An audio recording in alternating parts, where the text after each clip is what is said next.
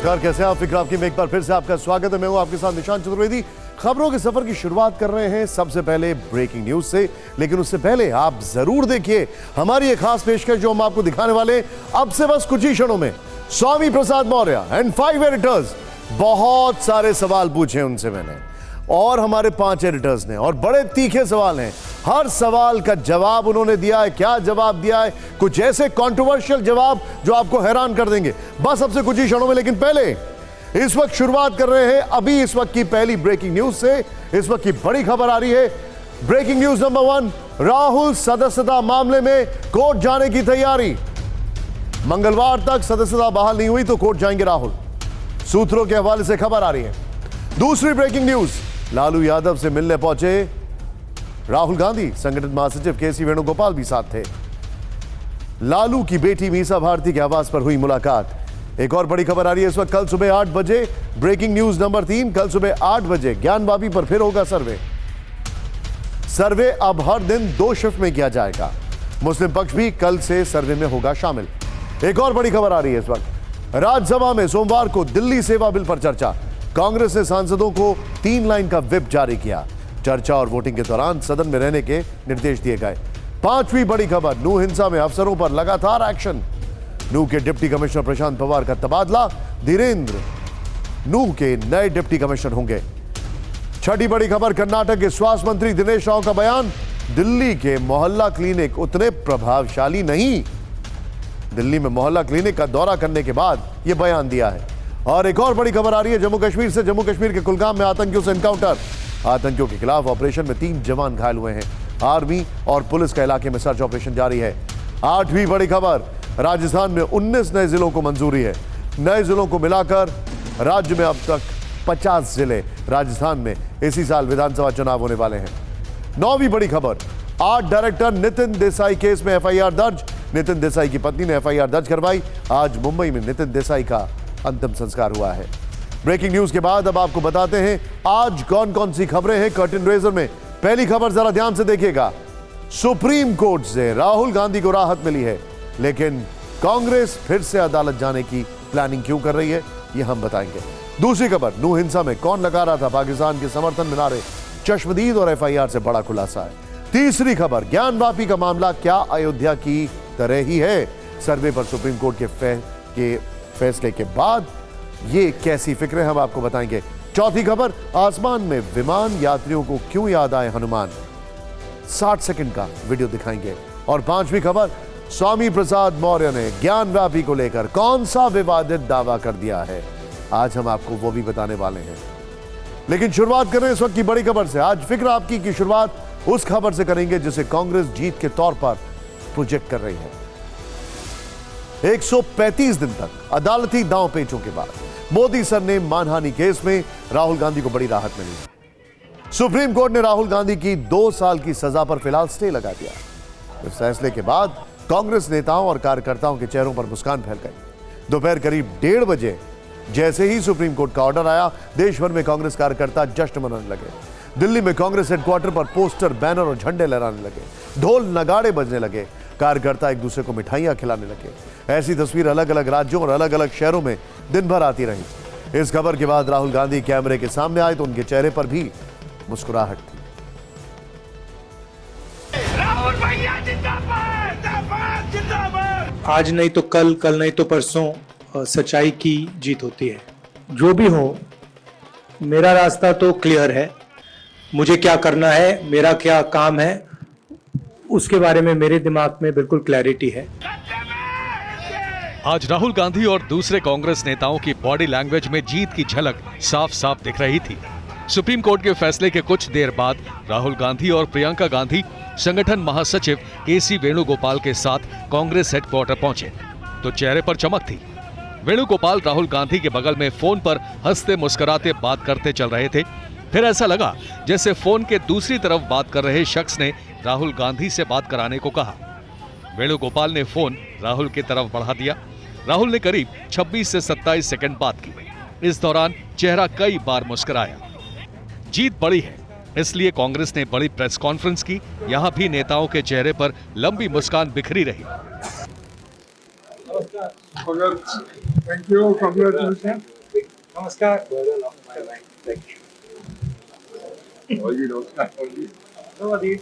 Thank you Kharge ji. Press conference में राहुल सबका ज्यादा नहीं बहुत बहुत बोले, स्वागत। नपातुला बोले, 34 सेकंड में अपनी बात खत्म कर दी।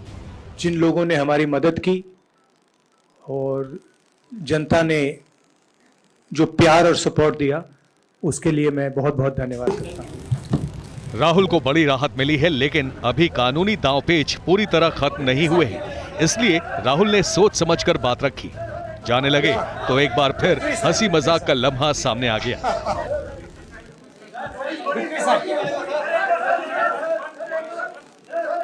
क्या?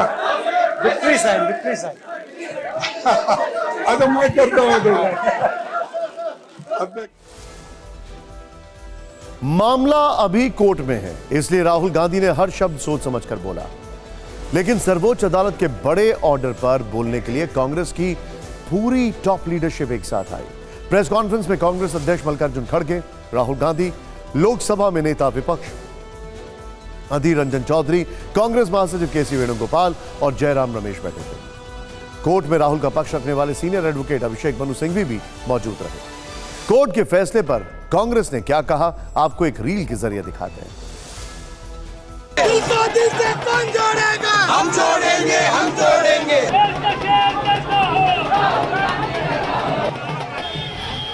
आज नहीं तो कल, कल नहीं तो परसों सच्चाई की जीत होती है। डेमोक्रेसी की जीत हो गई। सत्यमेव जयते।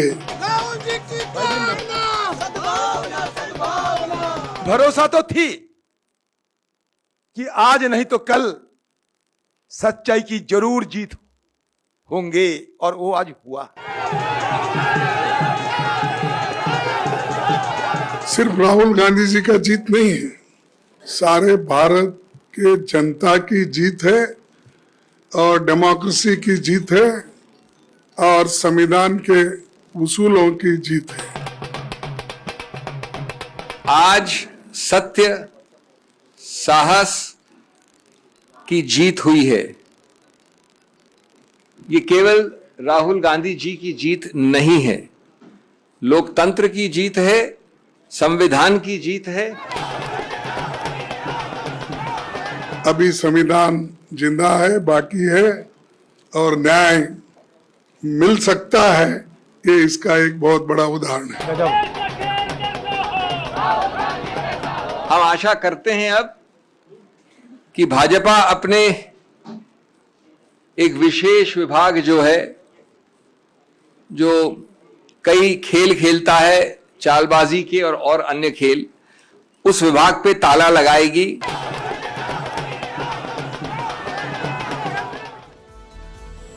सच्चाई की जीत हुई है, बार बार यह कहा गया। अब सुप्रीम कोर्ट के जो ऑब्जर्वेशन में जो चीजें कही गई, उसमें दो सच और भी हैं। पहला यह कि सुप्रीम कोर्ट यह जानना चाहता था कि ट्रायल कोर्ट ने अधिकतम सजा ही क्यों दी, एक सच यह है। दूसरा सच यह कि सुप्रीम कोर्ट ने यह भी कहा कि नेताओं को जनता के बीच बोलते वक्त सावधानी बरतनी चाहिए। सच्चाई का हर पहलू देखा जाना जरूरी है। सुप्रीम कोर्ट के आदेश के बाद समझने वाली बात यह है कि इसका राहुल गांधी पर क्या असर होगा। पहली बात, अभी लंबित होने तक राहुल की सजा पर रोक रहेगी। दूसरी बड़ी बात, राहुल गांधी की संसद सदस्यता बहाल रहेगी, बहाल होगी। तीसरी बात, सांसद के तौर पर उनका सरकारी बंगला वापस मिलेगा। चौथी बात, 8 अगस्त से लोकसभा में अविश्वास प्रस्ताव पर बहस होगी। अगर तब तक राहुल की सदस्यता बहाल हो गई तो वो कांग्रेस की तरफ से बहस में भाग ले सकते हैं। कोर्ट का फैसला आते ही लोकसभा में कांग्रेस के नेता अधीर रंजन चौधरी ने स्पीकर से मुलाकात की, उन्हें कोर्ट के ऑर्डर की जानकारी दी। स्पीकर ने आदेश की कॉपी का इंतजार करने को कहा है। राहुल गांधी जी को हटाने में, डिस्क्वालीफाई करने में सिर्फ 24 घंटे में सब कुछ हुआ। अब देखेंगे अब कितने घंटे में उनको रीइंस्टेट करते हैं। राजेंद्र अग्रवाल साहब बैठे थे, तब उनके पास बात रखी कि सुप्रीम कोर्ट से राहुल गांधी जी की राहत मिल चुके हैं। अब सारे पाबंदी हटा के जल्द से जल्द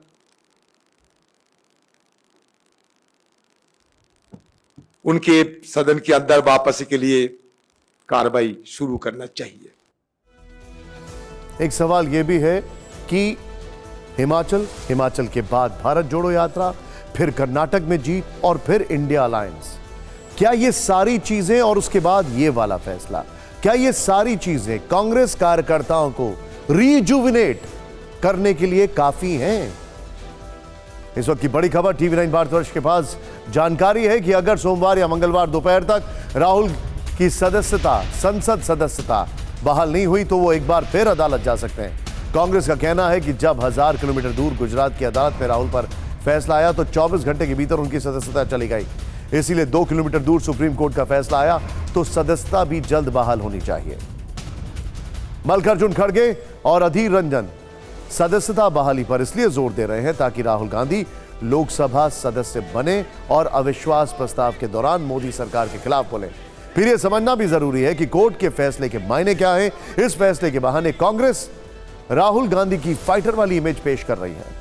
कांग्रेस की तरफ से बताया जा रहा है कि राहुल ने माफी नहीं मांगी है, वो अपनी बातों पर अड़े रहे हैं और उन्होंने आखिर तक लड़ाई लड़ी है और जीती भी है।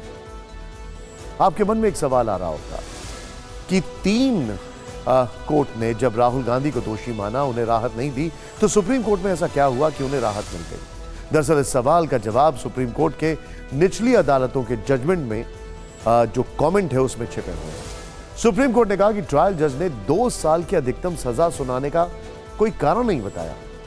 यह ध्यान देने वाली बात है कि 2 साल की अधिकतम सजा के कारण ही लोक प्रतिनिधित्व अधिनियम की धारा 8(3) के प्रावधान लागू हुए हैं। सर्वोच्च अदालत ने कहा कि अगर सजा 1 दिन कम होती तो यह प्रावधान लागू नहीं होते। कोर्ट ने कहा कि जब अपराध नॉन कंपाउंडेबल, जमानती और संज्ञेय था तो ट्रायल जज से अपेक्षा की जाती थी कि वो अधिकतम सजा देने के लिए कारण बताएं। सुप्रीम कोर्ट ने अपील कोर्ट और हाई कोर्ट पर भी टिप्पणी की। अपील कोर्ट और हाई कोर्ट ने आवेदनों को खारिज करने में काफी पन्ने खर्च किए, लेकिन इन पहलुओं पर विचार नहीं किया गया। राहुल गांधी पर सुप्रीम कोर्ट के फैसले पर बीजेपी के बड़े नेता बोलने से बचते दिखाई दिए, लेकिन बीजेपी आईटी सेल के हेड अमित मालवीय ने एक ट्वीट किया जिसे राहुल गांधी पर बीजेपी का हमला माना जा रहा है। अमित मालवीय ने लिखा, बकरे की अम्मा कब तक खैर मनाएगी। ट्वीट में आगे लिखा है, राहुल गांधी के खिलाफ कई आपराधिक मामले लंबित हैं। उनका कहना है राहुल गांधी के खिलाफ कई मानहानि के केस जो हैं वो लंबित हैं और जिनमें वीर सावरकर के परिवार का मामला भी है। अमित मालवीय ने लिखा, नेशनल हेराल्ड घोटाले में राहुल गांधी अपनी मां सोनिया गांधी के साथ आरोपी हैं और फिलहाल जमानत पर बाहर है। अमित मालवीय ने यह भी लिखा कि इनमें से किसी भी मामले में दोषी ठहराए जाने पर राहुल गांधी को फिर से अयोग्य ठहराया जा सकता है। बीजेपी नेताओं ने कोर्ट के फैसले पर और क्या कहा, आपको एक छोटी सी रील के जरिए दिखाते हैं। फैसले का स्वागत करते हैं और आने वाले दिन में जब अब सेशंस कोर्ट में ये मुकदमा हम चलने वाला है, वह हमारी ओर से, समाज की ओर से कानूनी जंग जो है वो लड़ी जाएगी। सर्वोच्च न्यायालय का निर्णय है, उससे पहले भी न्यायालय का ही निर्णय था जिसके कारण से उनको वो सजा दी गई थी। तो जो स्थिति है वो है। कोई बड़ा नेता इस प्रकार के यदि आचरण करता है तो उसको स्वीकार नहीं किया जा सकता। न्यायालय का भी जो भी निर्णय है वो सिरोधार्य है, लेकिन जो सबसे बड़ी न्यायालय है वो जनता की है, लोकतंत्र में। उन्होंने गाली दिया, पूरी कम्युनिटी को आप गाली दे रहे हैं। कोर्ट ने कहा, लोअर कोर्ट ने भी कहा था आप क्षमा मांग ले, तब क्षमा भी नहीं मांगे, तो आज सुप्रीम कोर्ट में क्षमा तो मांगे ही होंगे। राहुल गांधी ने जो कहा उसके ऊपर तो सुप्रीम कोर्ट ने टिप्पणी कर दी है, लेकिन इस मामले में अधिकतम सजा को लेकर जो था उसके ऊपर सुप्रीम कोर्ट ने सीधे सीधे फैसला दिया। और एक और बड़ी बात कही, अधिकतम सजा के चलते एक लोकसभा सीट बिना सांसद के रह जाएगी। यह सिर्फ एक व्यक्ति के अधिकार का मामला नहीं है, यह उस सीट के वोटर्स के अधिकार से भी जुड़ा मसला है। मतलब अधिकतम सजा वो point of contention. Supreme court से फैसला आने के बाद राहुल गांधी अब से थोड़ी देर पहले लालू यादव से मिलने गए। यह फैसला इंडिया अलायंस को मिले बूस्टर डोज जैसा हो सकता है। आदित्य ठाकरे और तेजस्वी यादव इस फैसले को मोदी विरोधी राजनीतिक हमले के तौर पर इस्तेमाल कर रहे हैं।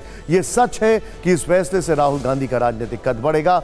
ऐसे में इंडिया का चेहरा बनने की राह में नीतीश कुमार और ममता बनर्जी को बड़ी चुनौती मिल सकती है। तो यह कहना जल्दबाजी होगी कि फैसले से इंडिया अलायंस वाले का जो हौसला बुलंद है या फिर कंफ्यूजन वाली स्थिति है। बहरहाल अगली खबर की ओर रुख करते हैं। अब सीधे देखिए, यह खबर नू से आ रही है।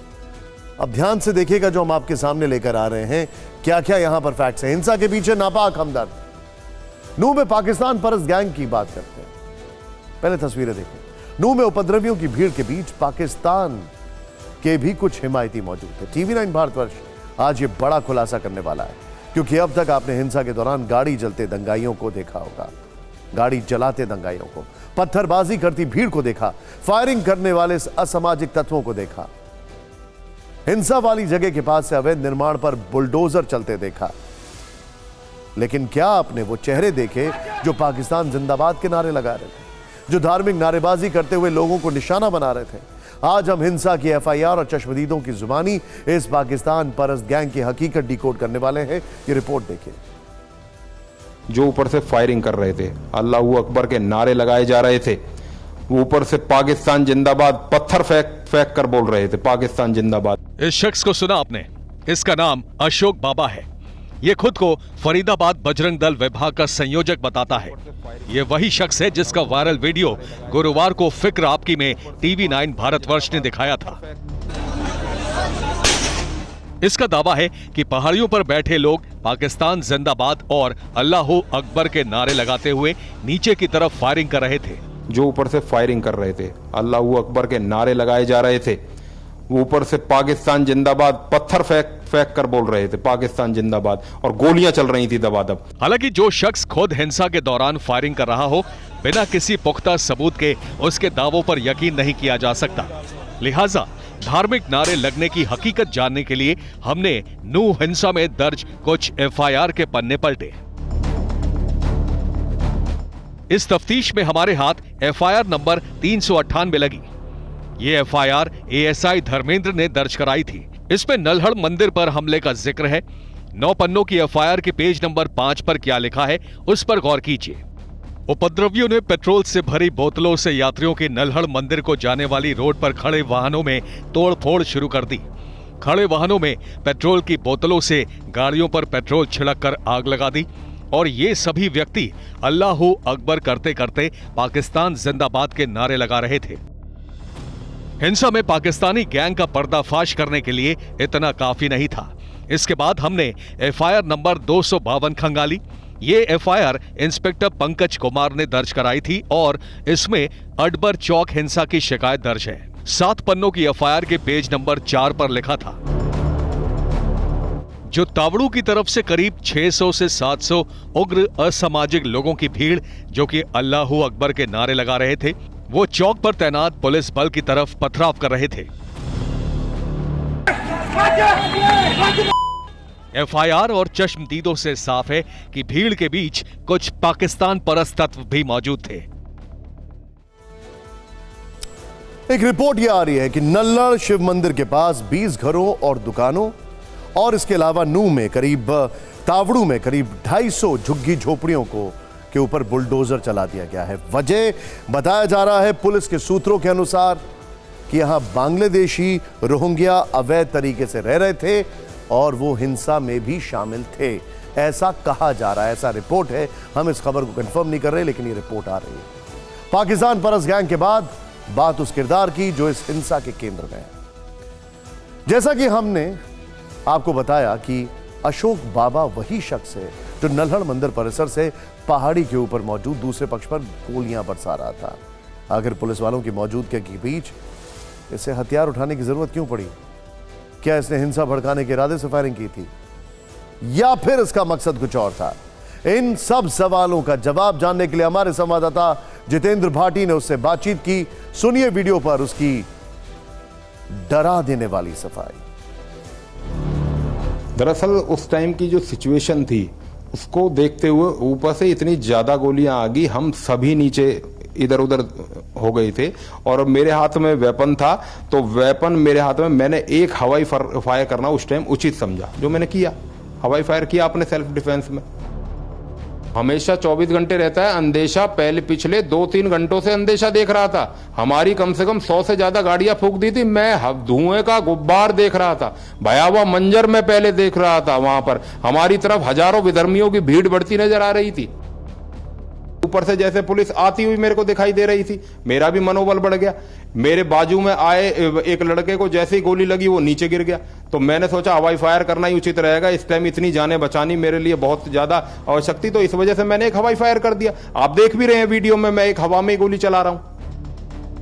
मेरी भूमिका नॉर्मल सेवा की थी और मैं दर्शन करने के लिए गया था, वहां पर दर्शन करने की भूमिका थी, मेरी कोई भूमिका नहीं थी, आम श्रद्धालु की तरह। लेकिन आप पदाधिकारी भी? हाँ, पदाधिकारी भी हूँ मैं नॉर्मल अपना पदाधिकारी भी हूँ। मैंने अपने साथ के अपने पारिवारिक बच्चों को भी और उनको भी बोला था कि भाई आप चलिए वहां पर हमारे महादेव जी के दर्शन कीजिए, बस। ये कहते हैं कि मेरे बगल में एक लड़का गिर गया, उसको गोली लग गई, सामने पुलिस थी और कहीं से गोलियां आ रही थी और फिर सेल्फ डिफेंस में इन्होंने हवा में गोली चला दी। यह कौन सा सेल्फ डिफेंस हुआ? अशोक बाबा के उस बयान के बाद बात उस किरदार की जिसके इर्द गिर्द नू हिंसा में शक की सुई घूम रही है। मोनू मानेसर के साथ बिट्टू बजरंगी भी वो शख्स है, हिंसा भड़कने से पहले जिसका भड़काऊ वीडियो वायरल हुआ था। आरोप है कि वीडियो में बिट्टू बजरंगी ने समुदाय विशेष के खिलाफ भड़काऊ बयानबाजी की। टीवी 9 भारतवर्ष जिम्मेदार चैनल होने के नाते आपको इसका ऑडियो नहीं सुना रहा है।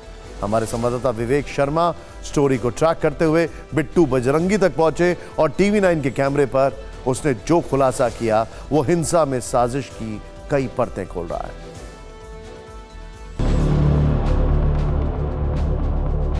बिट्टू बजरंगी, मोनू मानेसर समेत दोनों पक्षों की तरफ से कई भड़काऊ पोस्ट सोशल मीडिया पर वायरल हुए। नू हिंसा की आग में जल उठा। एक आरोपी बिट्टू बजरंगी को टीवी 9 की टीम ने ट्रैक किया, भड़काऊ वायरल वीडियो का सच जानने की कोशिश की। मैंने उन लोगों के लिए ये सारी बातें बोली थी कि जिन्होंने मुझे लगातार धमकियां, गाली गलौज और मेरे पास वीडियो ऑडियो सब कुछ है, उन्होंने गंदे अभद्र भाषा में मुझसे बोला तू आकर दिखा ये वो और इस तरह से तेरे साथ ऐसा कर देंगे, तो मैंने उनके लिए बोला था, ना कि सभी के लिए। बिट्टू बजरंगी भड़काने के आरोपों से पल्ला झाड़ता नजर आया। अपने ऊपर लगे आरोपों के जवाब में उसने हिंसा को दूसरे पक्ष की सुनियोजित साजिश बताया। ये पहली सुनिश्चित योजना थी 15 दिन से, जितने बात के यूट्यूबर है उन्होंने चला रखा था कि वहां पर जो भी आएगा उसको मारेंगे। बिट्टू ने अब बदले बदले से अंदाज नजर आते हैं क्योंकि सामने से पुलिस के डंडे नजर आते हैं। खैर, अब बात करते हैं ज्ञानवापी मस्जिद की, जिसे लेकर मुस्लिम पक्ष में कहीं ना कहीं शंका है कि ये केस भी धीरे धीरे अयोध्या मामले की तरह आगे बढ़ रहा है। उन्हें इस बात की फिक्र है कि अदालत में चल रहे ज्ञानवापी मामले का अंत भी अयोध्या की तरह होगा और इस मस्जिद से भी उनका हक छिन जाएगा। तो आज हम उनकी इस फिक्र को दूर करने की कोशिश करेंगे, कुछ ऐसी चीजें बताएंगे जिससे उन्हें अयोध्या और काशी के जो सर्वे पर कुछ अंतर समझ में आएगा।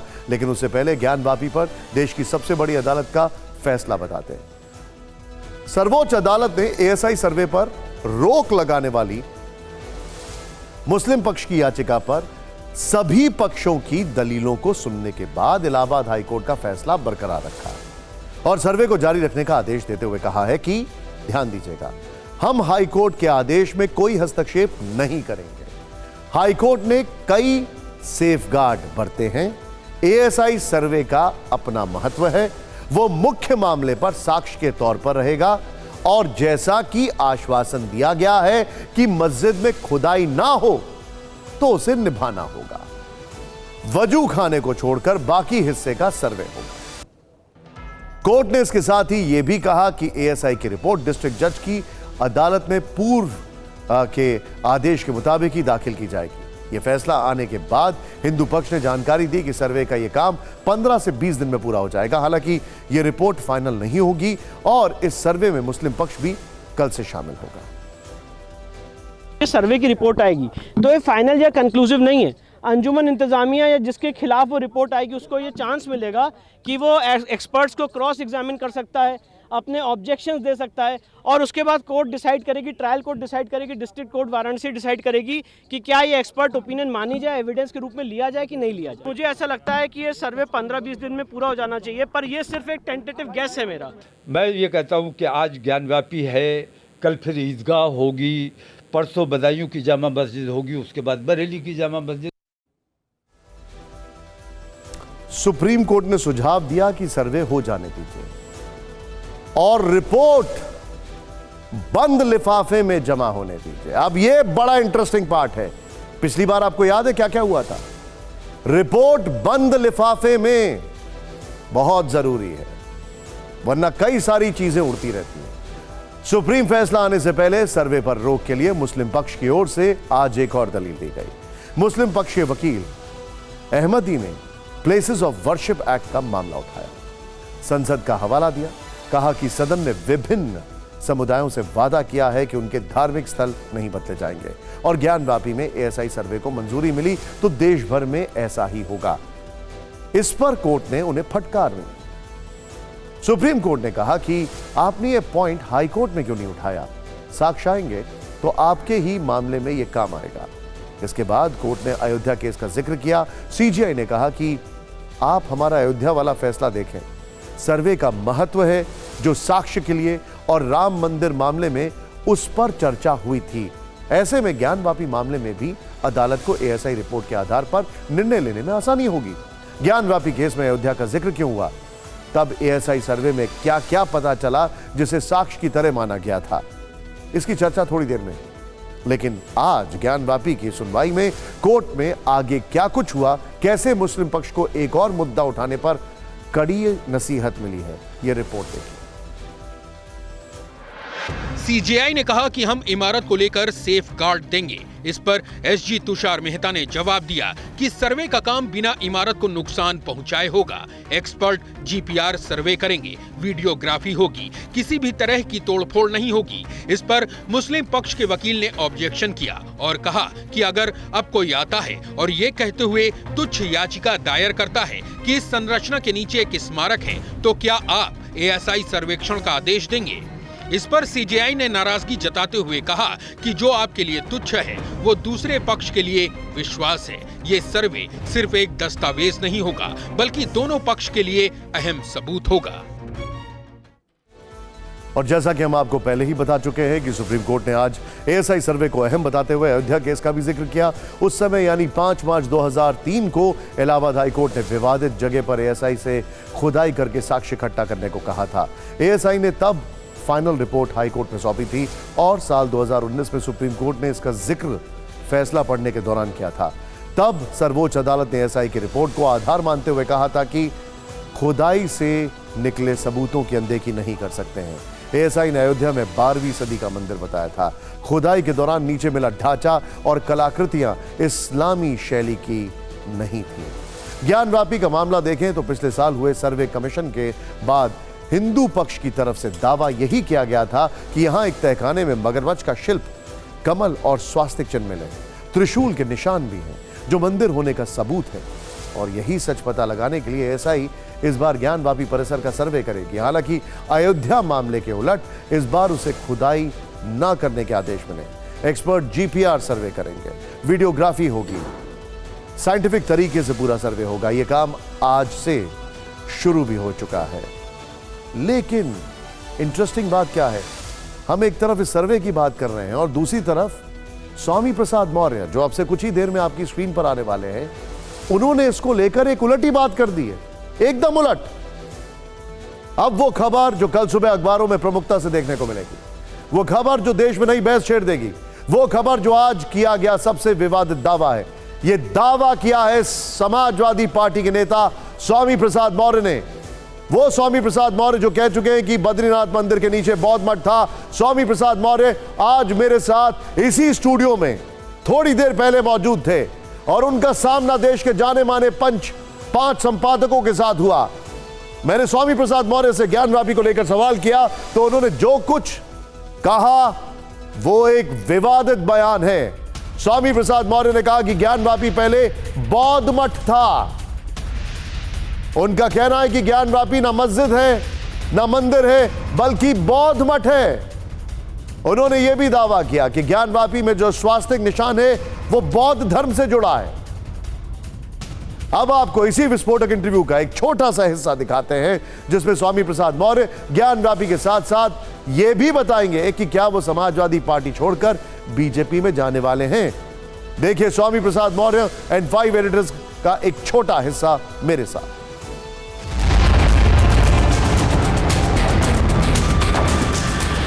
पूरा देश आपको ढूंढ रहा है, सारे पत्रकार आपको ढूंढ रहे हैं। आप हमारे स्टूडियो में आए हैं। आपके फेवरेट टॉपिक पर मैं आता हूं, ज्ञानवापी। हाईकोर्ट ने फैसला सुना दिया है, ज्ञानवापी पर सर्वे जारी रहेगा। अगर किसी एक पक्ष को लगता है कि वहां मंदिर है, दूसरा पक्ष कहता है सदियों पुरानी मस्जिद है, विवाद अदालत पहुंचा, तो इसके स्वामी प्रसाद मौर्य को दिक्कत क्या है इसमें? देखिए, माननीय उच्च न्यायालय हो, सर्वोच्च न्यायालय हो या कोई भी न्यायालय हो, न्यायपालिका में मेरी आस्था है। न्यायपालिका के दिए गए किसी भी निर्णय पर मैं बहस करने का पक्षधर नहीं हूं। लेकिन जहां तक रही बात ज्ञानवापी मस्जिद का, ज्ञानवापी मस्जिद में 1 साल पहले कोर्ट कमिश्नर ने जो फोटो उपलब्ध कराई थी स्वास्तिक की, वो स्वास्तिक बौद्धकालीन महायान धर्म से संबंधित स्वास्तिक है, और जो हिंदू धर्म का स्वास्तिक है वो क्लॉक वाइज है। लेकिन क्या आप ये कह रहे हैं कि वहां पर मंदिर नहीं, वहां पर भी बौद्ध मठ था? जो बौद्ध धर्म का महायान का स्वास्तिक है वो एंटी क्लॉकवाइज है, और हिंदू धर्म का स्वास्तिक। आप मुझे एक बात बताइए, आप क्या ये कह रहे हैं कि वहां पर मंदिर नहीं बौद्ध मठ था? कुल मिलाकर के अगर अतीत को ध्यान में रखते हुए निष्पक्ष जांच होगी तो जितने भी दावे तथाकथित धर्मावलंबी हिंदू धर्म के कह रहे हैं कि ये मंदिर है, ये सभी एक नहीं, ये सभी पहले बौद्ध मठ थे। अगर आपके पास इतनी जानकारी है तो आप हाईकोर्ट क्यों नहीं गए ये सारी डिटेल लेकर? आप पार्टी बनी है इसमें? मेरा मकसद मस्जिद में मंदिर खोजने का नहीं, मंदिर में बौद्ध मठ खोजने का नहीं। मेरा मकसद है इस प्रकार के विवाद का खात्मा होना, और यही कारण है कि मेरी चाहत है कि 15 अगस्त 1947 के दिन जब हमारा देश आज़ाद हुआ, उस दिन जिस भी धार्मिक स्थल की जो भी यथास्थिति थी उसको यथावत मान लिया जाए, जिससे कि सारी विवाद खत्म हो जाए। मौर्य जी एक बात बताइए, विवाद कैसे खत्म होगा? आपने तो एक नया विवाद दे दिया यहां पर। आप कह रहे हैं कि वहां पर बौद्ध मठ था। अब इसके एविडेंस, इसके प्रूफ क्या है आपके पास? मैंने इस संबंध में 1 दर्जन इतिहासकारों के प्रूफ सार्वजनिक रूप से सभी प्रिंट इलेक्ट्रॉनिक मीडिया के माध्यम से पूरे देश को परोसा। आप ऑन रिकॉर्ड ये कह रहे हैं कि क्या ज्ञानवापी में बौद्ध मठ था? क्या आप ऑन रिकॉर्ड कह रहे हैं ये बात? अभी एएसआई का एक चित्र मुझे पहले का जारी किया हुआ मिला, जिसमें साफ स्पष्ट है उसकी दीवारों पर एक मूर्ति है भगवान बुद्ध की, तथागत बुद्ध की, और एएसआई की जो उसमें लेबल लगा है उसको दिखाया जा रहा है शिवलिंग। बुद्ध की मूर्ति है, कोई भी बुद्ध को देख लेगा पहचान जाएगा ये बुद्ध की मूर्ति है, और एएसआई के लोग उसको कह रहे हैं ये शिवलिंग है। अगर ऐसे ही झूठ परोसना है नहीं, लेकिन फिर आप तो एएसआई के ऊपर आरोप लगा रहे हैं। हाँ, लग रहा आप ये कह रहे हैं कि एएसआई झूठ बोल रहा है। एएसआई का लेबल उसमें लगा है, तो फिर एएसआई का लेबल एएसआई के अलावा कोई और थोड़ी लगाएगा? एएसआई लगाएगा। क्या एएसआई झूठ कर रहा है? अगर ऐसा है तो स्वाभाविक रूप से मेरा यह भी अनुरोध है कि माननीय सर्वोच्च न्यायालय इन सभी प्रकरण का अपना संज्ञान लेते हुए अपनी देखरेख में हर प्रकार की जांच सुनिश्चित करें। लेकिन एक बात बताइए, जांच तो एएसआई करेगा ना, स्वामी प्रसाद मौर्य थोड़ी करेंगे। लेकिन अगर माननीय सर्वोच्च न्यायालय की देखरेख में होगा तो स्वाभाविक रूप से सारी की सारी जांच रिपोर्ट माननीय सर्वोच्च न्यायालय के सम्मुख जाएगा, और यदि कहीं भी उन्होंने गलत इतिहास पुटअप करने की कोशिश की है तो माननीय सर्वोच्च न्यायालय उसका संज्ञान लेगा। अच्छा एक बात बताइए, अगर वहां पर मस्जिद है, आप जैसा बता रहे बौद्ध मठ है, तो वहां पर त्रिशूल कैसे आ गया? योगी जी कह रहे हैं वहां पर त्रिशूल कैसे आ गया? देखिए, माननीय मुख्यमंत्री जी को तो इस पर इसलिए नहीं बोलना चाहिए कि उत्तर प्रदेश सरकार भी उसमें एक पार्टी है। अगर वो पार्टी है तो उनको माननीय उच्च न्यायालय, माननीय सर्वोच्च न्यायालय या माननीय जिला न्यायालय के निर्णय आने तक इंतजार करना चाहिए। और इसीलिए मैंने कहा, जब मामला न्यायपालिका में है और न्यायपालिका में हमारी आस्था है, तो न्यायपालिका से आने वाले निर्णय का हमें इंतजार करना चाहिए। न्यायपालिका के निर्णय में हमें दाल भात में मूसरचंद बन करके अड़ंगाबाजी नहीं करना चाहिए। लेकिन आप सबसे बड़े तो मूसरचंद आप ही बन रहे हैं। आप खुद बता रहे हैं कि वहां पे अब बौद्ध मठ है।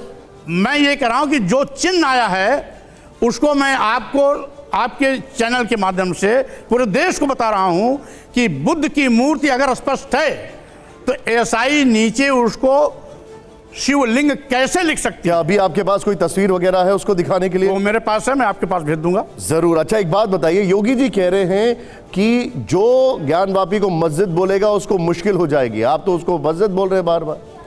अब ये लोकतंत्र है। लोकतंत्र को कोई डांट डपट करके, कोई दहशत पैदा करके, बुलडोजर चला करके अगर इसको खत्म करने की कोशिश करता है, उसकी गलतफहमी है। आप मुझे एक लिस्ट बताइए। आपने कहा बद्रीनाथ, केदारनाथ, अब आपने ज्ञानवापी भी कहा जहां पर बौद्ध मठ हैं। जी। अब मुझे आप एक लिस्ट बता दीजिए कहां कहां आपके अनुसार बौद्ध मठ रह चुके हैं पहले। देखिए, अभी तक यद्यप हैं तो इस प्रकार के बहुत लंबी फहरिस्त है, लेकिन मैंने जिसको जिक्र किया था, बद्रीनाथ का, केदारनाथ का, जगन्नाथपुरी का, अयप्पा मंदिर का और यहाँ तक कि रामेश्वरम का, जिस पे मैंने ऐतिहासिक साक्ष्य भी रखे हैं। आवश्यकता होगी तो ऐतिहासिक साक्ष्य मैं आपको भी उपलब्ध करा दूंगा, जिससे कि विस्तार से उसका उल्लेख आप अपनी मीडिया के माध्यम से भी पूरे देश को दे सकते। मौर्य जी, शंकराचार्य अवमुक्तेश्वरानंद जी ने आपको खुली चुनौती दी है।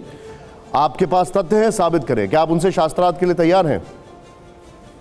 झूठे लोगों से और तथ्यहीन अनाप शनाप बकने वालों से मेरे पास इतना फुर्सत नहीं है कि मैं अपना समय बेकार करूं और इनसे बात करूं। एक बात बताइए, मैं तथ्यों में विश्वास करता हूं। क्या शंकराचार्य जो देश के धर्मगुरु हैं वो झूठे हैं? क्या आप ये कह रहे हैं? अब वही शंकराचार्य ने कभी 7वीं 8वीं शताब्दी में बौद्ध मठ बद्रीनाथ को, बौद्ध मठ केदारनाथ को अगर विष्णु मंदिर में परिवर्तित कराया था, वो कितने सच होंगे?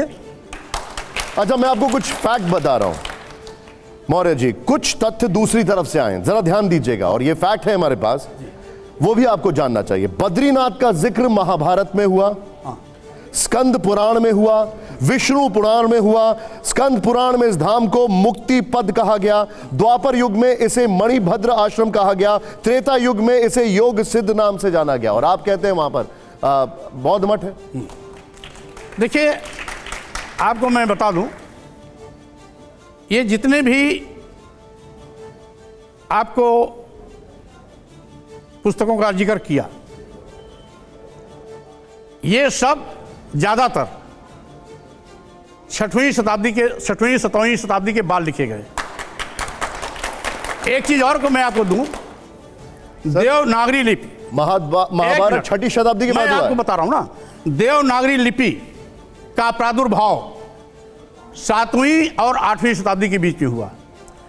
6वीं शताब्दी के अंत में और 7वीं शताब्दी में हुआ। देवनागरी लिपि संस्कृत, बात बताइए, देवनागरी, आप एक मिनट, देवनागरी लिपि क्लैरिटी चाहिए मुझे। हाँ, महाभारत क्या 6ठी शताब्दी के बाद हुआ? त्रेता युग क्या 6ठी शताब्दी के बाद हुआ? मैं आपको बता रहा हूं, ये जितनी भी पुस्तक लिखी गई हैं, क्योंकि जब संस्कृत भाषा पहले थी ही नहीं, तो संस्कृत भाषा में कोई चीज लिखा कैसे गया? संस्कृत भाषा हिंदी भाषा की पैदाइश ही 6वीं के अंत और 7वीं शताब्दी में हुई है। पहले इसके पहले पाली भाषा थी, और जब पाली भाषा थी तो संस्कृत में महाभारत कब लिखा गया? आप बता दीजिए मुझे, महाभारत कब लिखा गया? जितने भी इस तरह से लिखित इनके पास साहित्य हैं, लिखित धर्म ग्रंथ था, कथित धर्म ग्रंथ है। महाभारत किसने लिखा? मैं बता रहा हूं ना, ये सब के सब 6वीं शताब्दी और 7वीं शताब्दी के बाद लिखे गए। महाभारत किसने लिखा? मैं कह रहा हूं, महाभारत लिखने कोई औचित्य नहीं जब संस्कृत भाषा ही नहीं थी। महाभारत किसने लिखा, मैं आपसे पूछ रहा हूं। इसमें महाभारत वो भी जिसने लिखा उसको भी गलत दिखाया गया है। अरे आप मुझे बताइए ना किसने लिखा है। मैं आपसे सीधे सीधे पूछ रहा हूं, महाभारत किसने लिखा है? बड़ा सिंपल सा सवाल यहां पर, ये कोई भी बच्चा बता देगा मुझे। नहीं, वो तो लिखाया गया वेदव्यास के माध्यम से लिखा गया है, कृष्ण द्वैपायन और वेदव्यास। गणेश जी ने अगर महाभारत की बात की जाए तो गणेश जी वो बोल रहे थे और फिर लिखा जा रहा था। अब आप भी गणेश जी की बात करेंगे भाई? आज तक वैज्ञानिक रूप से कभी स्वीकार नहीं किया जा सकता कि किसी व्यक्ति के सिर पर हाथी का सिर लगा दिया जाए, वो कभी संभव नहीं है। हम मनगढ़ंत कहानियों में विश्वास नहीं करते। आप मुझे ये बता दीजिए, गौतम बुद्ध यानी सिद्धार्थ का जन्म कब हुआ? क्योंकि अब हम बात कर रहे हैं उस विषय पे, तो ये सारी क्लैरिटी हो जाए, क्योंकि आप शताब्दी के युग में जाए। ईसा के 500 साल पहले। ईसा के 563 साल पहले, टू बी वेरी प्रिसाइज। उस समय हिंदू धर्म था कि नहीं था? उस समय हिंदू धर्म नहीं था, वैदिक धर्म था। वैदिक धर्म और हिंदू धर्म अलग है? अलग है। सनातन धर्म था? सनातन धर्म तो भगवान बुद्ध ने ही जो संदेश दिया था उसी को सनातन धर्म कहा गया था। एसु धम्मो सनातना, ये भगवान बुद्ध की वाणी है। सर आप गजब बात कर रहे हैं। गौतम बुद्ध का परिवार तो हिंदू परिवार में ही पैदा हुआ ना? मैं कह रहा हूं मैं भी हिंदू परिवार में पैदा हुआ। मैं कह रहा हूं मैं भी हिंदू परिवार में पैदा हुआ। एक बात बताइए, जब वो थे तो उनके भी तो आराध्य थे ना गणेश? मैं कह रहा हूं उस समय वैदिक धर्म था, हिंदू धर्म नहीं था। हिंदू धर्म कोई है ही नहीं है। जो भी गणेश को मानते थे कि नहीं? राम को मानते थे कि नहीं उनके परिवार के लोग? अब वो किसको मानते थे किसको नहीं मानते थे, क्योंकि उसमें न पैदा हुआ था। और उस समय के लोग तो मानते होंगे, लेकिन बुद्ध जो मानते हैं मैं उसको मानता हूं। हमने इसी शो पे इसी कुर्सी पर बैठे हुए थे रामभद्राचार्य जी, उनसे ये सवाल पूछा, उनका क्या जवाब था एक बार देख लेते पहले, फिर उसके बाद मैं आपके पास वापस आ रहा हूं। प्ले ऑन करिए उसको जरा। देखिए, मौर्य जी रामायण जला रहे हैं और कह रहे हैं कि रामचरितमानस में सह-अस्तित्व के खिलाफ बातें लिखी गई हैं। मौर्य तो सठिया गए हैं। वो कह रहे हैं कि हर मस्जिद में मंदिर ढूंढेंगे, तो फिर बद्रीनाथ में अगर आप ऐतिहासिक तथ्यों पे जाते हैं तो वो कह रहे हैं बौद्ध मठ था वहां। नहीं, उनको ज्ञान ही नहीं, कुछ ज्ञान नहीं उनको। बद्रीनाथ शाश्वत मठ है, पद्मासन पर बद्रीनाथ विराजमान है। बद्रीनाथ का प्रमाण पुराणों में है, सभी पुराणों में है। वो क्या जानते हैं? रामभद्राचार्य जी कह रहे हैं कि आप सठिया गए, आपको कुछ पता नहीं है। रामभद्राचार्य जी के अंदर संत का कोई गुण ही नहीं है। जो अपने पीठ पर बैठ करके ये बोलता हो कि मरे मुलायम कांसी राम, प्रेम से बोलो जय श्री राम, ऐसी ओछी सोच के लोग संत हो सकते हैं? ऐसे लोग संत कभी नहीं हो सकते हैं। और जिनके अंदर संतों का गुण नहीं है वो भाषा उटपटांग बोलेंगे। इसलिए रामभद्राचार्य को मैं संत मानता ही नहीं। आप बोल सकते हैं मिले मुलायम काशी राम, हवा में उड़ गए जय श्री राम। यही बोले थे। मैं कुछ और पूछ रहा हूं, आप भी बोले थे हवा में उड़ गए जय श्री राम। नहीं, मैं ये को कभी बोले नहीं था। आपकी पार्टी ये नारा लगाती थी? नहीं, ये बीएसपी में थे तो नारा लगता था ना? ये बीएसपी में नारा लगता था। हाँ, तो फिर ये बीएसपी में नारा लगता था। नारा लगता था ना, बीएसपी में नारा लगता था। आप भी थे ना उस मंच पे? हाँ, मैं भी था। आप भी थे उस मंच पे? मैं भी था। तो ये सही था, आप बोल सकते हैं वो ऐसा है। वो ये बताइए, क्या हवा में उड़ गए जय श्री राम कह सकते हैं? उस समय भारतीय जनता पार्टी की नौटंकी का विरोध था, राम का विरोध नहीं था। जो जय श्री राम का एक फार्मूला लेके आए हैं, राम बाद में उसी नौटंकी में आप भी शामिल हुए कि नहीं हुए? नहीं, मैं जैसे इनकी असलियत समझा में बाहर हो गया। क्या बात करते हैं? मैं ही छोड़ा हूं। और बीजेपी को जिस तरीके से उसकी हरकतें हैं, बात बताइए आपको, सबका साथ, सबका विकास, सबका विश्वास और सबके विश्वास का कत्लेआम करके सीधे जिस तरीके से, ठीक है, वो पॉलिटिकल पार्ट पे मैं आऊंगा। मुझे एक बात बताइए, आपको रामचरितमानस से दिक्कत क्या है? ऐसा है, हमें किसी भी धर्म ग्रंथ से कोई दिक्कत नहीं।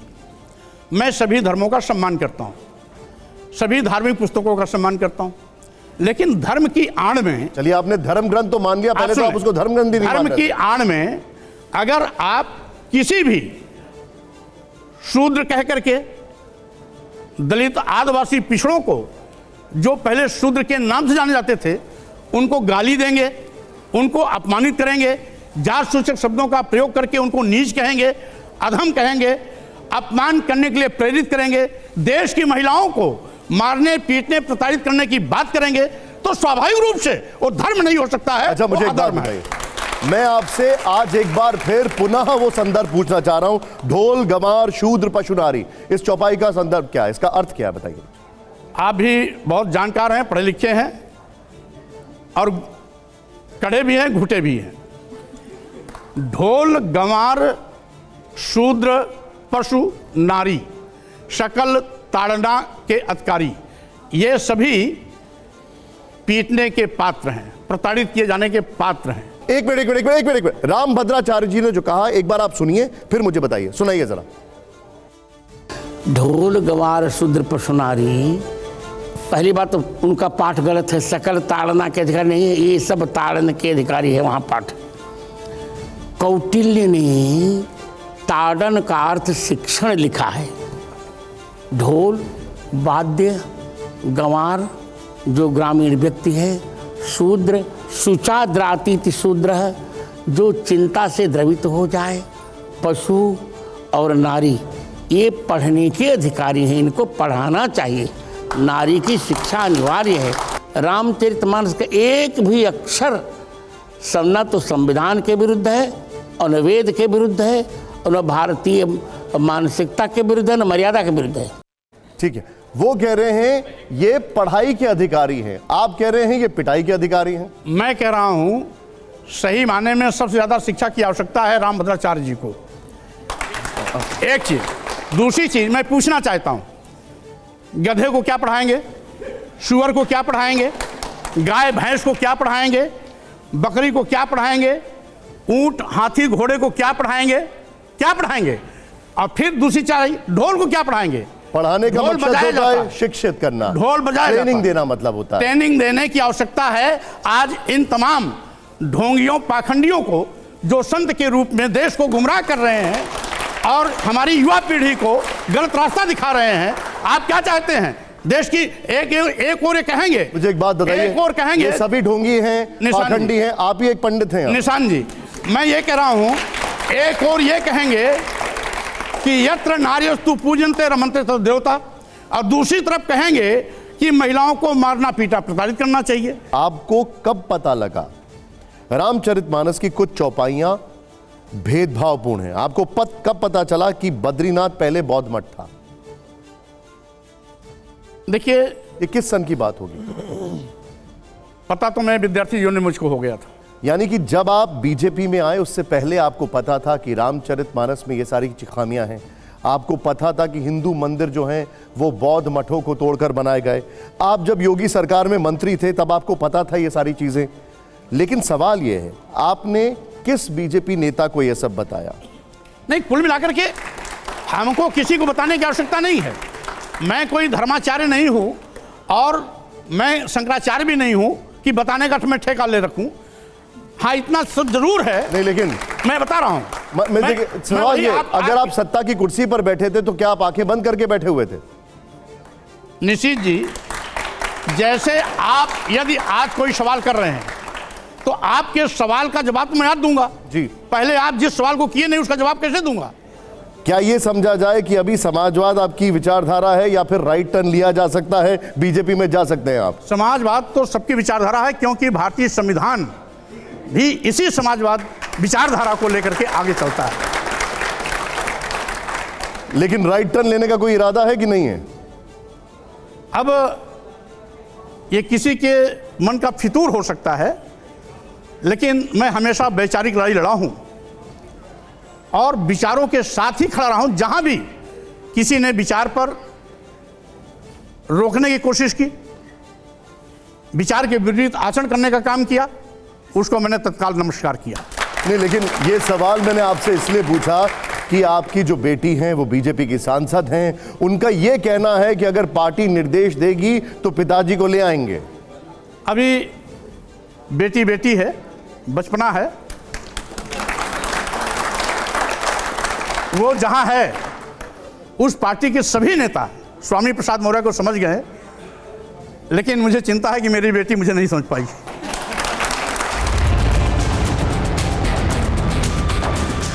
ये काफी लंबा इंटरव्यू भी है, हम आपको ये पूरा इंटरव्यू कल जरूर दिखाएंगे। लेकिन अभी वो खबर जिसने आसमान में 183 लोगों की सांसें अटका दी।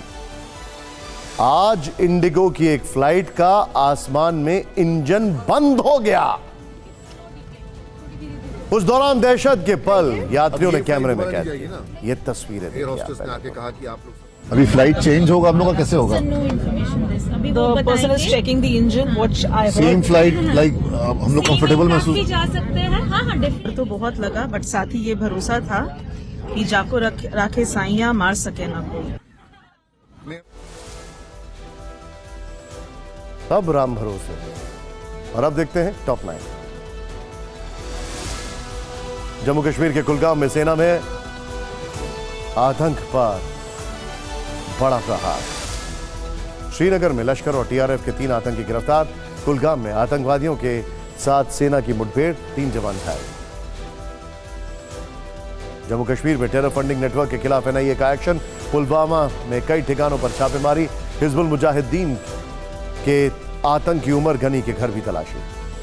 ज्ञानवापी परिसर के सर्वे पर रोक लगाने सुप्रीम कोर्ट का इनकार। अब हर दिन 2 शिफ्ट में होगा सर्वे।